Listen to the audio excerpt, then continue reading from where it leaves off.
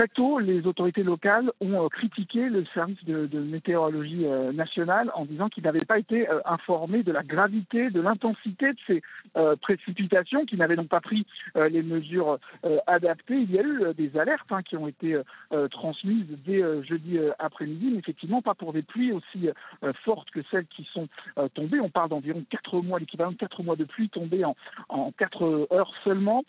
Et donc la question c'est qui est en faute, est-ce que les services de météo n'ont pas suffisamment bien prévu ces intempéries? Est-ce que c'était tout simplement imprévisible? Là, on parle d'un événement qui avait 1% de chance de se produire. C'est un air humide qui est venu du golfe du Mexique et qui, au lieu de rester de manière provisoire et rester beaucoup plus longtemps, ce qui a provoqué ces très fortes pluies. Ce n'est pas du tout courant dans cette région qui est pourtant connue pour les inondations. Elle d'ailleurs elle porte le nom de couloir des crues, et donc il y a un débat qui va même peut-être devenir une polémique qui va peut-être même devenir politique, puisqu'on le sait, en début d'année, l'administration Trump a l'une des premières agences qui a été touchée par les coupes budgétaires, ça a été justement les services météo, et il y a aussi cette question plus largement du réchauffement climatique à laquelle ne croit pas l'administration Trump, à laquelle ne croit pas le gouverneur républicain du Texas. Et donc, on peut s'attendre dans les jours qui viennent à un débat qui deviendra